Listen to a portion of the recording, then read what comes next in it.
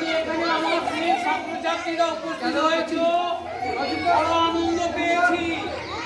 আর এসেছে অভিভাবক বৃন্দ, আর আমাদের নির্বিঘ্নে সহায়তাকারী দিদিরা, আর আছে আমাদের নমস্য ঠাকুর মশাই, আর আছে আমাদের এই অতি স্নেহ ভাজন আমাদের কলিগ, আমার সঙ্গে যারা শিক্ষকতা করে থাকেন, সবাইয়ের উদ্দেশ্যে জানাই আমার আন্তরিক প্রীতি, শুভেচ্ছা আর ভালোবাসা।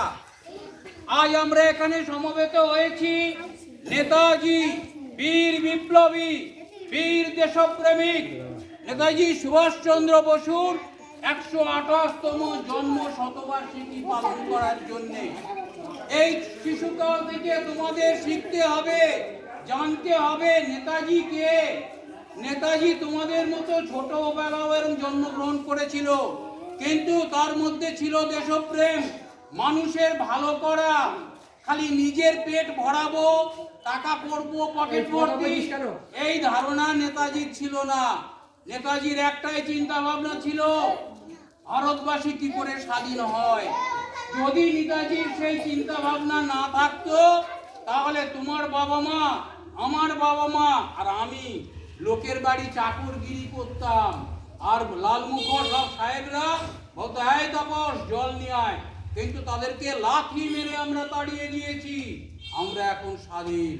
নেতাজির সেই কথাটা মনে রাখবে। তোমরা আমাকে রক্ত দাও, আমি তোমাদের স্বাধীনতা দিব। রক্ত দাও মানে কি? দেহের রক্ত বলছে না, তোমাদের ভালোবাসা দাও।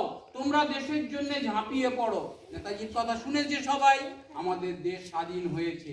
তাই তোমরা আজ কেমন সুন্দর জামা, জুতো, প্যান্ট পরে আমাদের সামনে দাঁড়িয়ে আছো, স্কুলে আসতে পারছো।